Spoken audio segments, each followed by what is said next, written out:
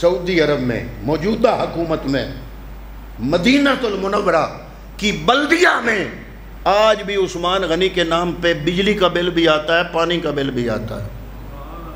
کیسے؟ جو بیر روما تھا نا، جو یہودی کی ملکیت تھا، وہ مسلمانوں کو پانی نہیں لینے دیتا تھا، پانی بیچا کرتا تھا۔ تو حضور نے فرمایا کون ہے جو یہودی سے کنواں خریدے اور مسلمانوں کو پانی ملنا شروع ہو؟ حضرت عثمان غنی ذو النورین نے عرض کی حضور میں خریدتا ہوں۔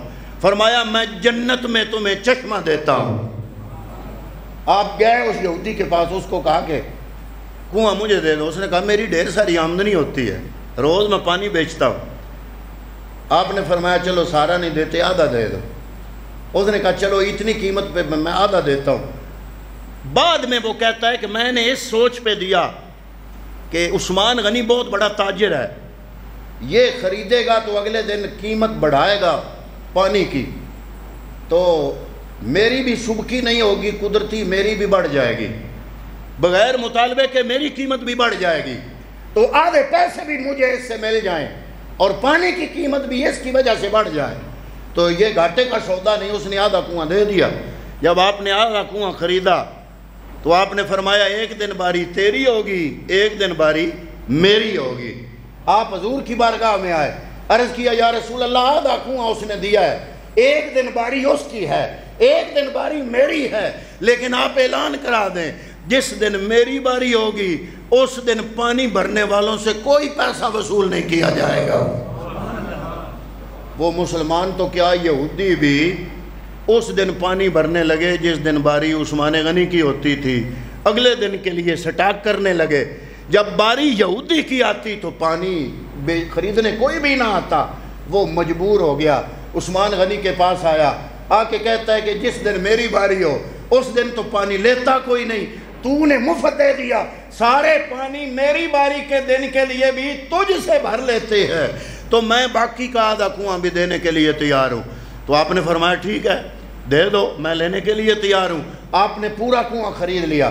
جب کنواں خریدا پورا تو اعلان کر دیا کہ کسی کے لیے کوئی پیسہ نہیں، مفت پانی جو ہے وہ پیا کرو اور یہاں سے بھر لیا کرو۔ وہاں پہ ایک بہت بڑا پلاٹ بھی تھا، پانی لوگ آتے پانی بھرتے، وہاں کھجوریں کھاتے، گٹکیں پھینکتے، وہاں کھجوریں اگ گئیں، وہ سارا باغ بن گیا کھجوروں کا۔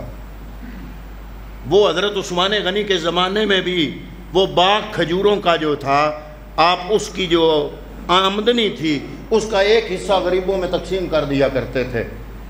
تو یہ روٹین برقرار رہی۔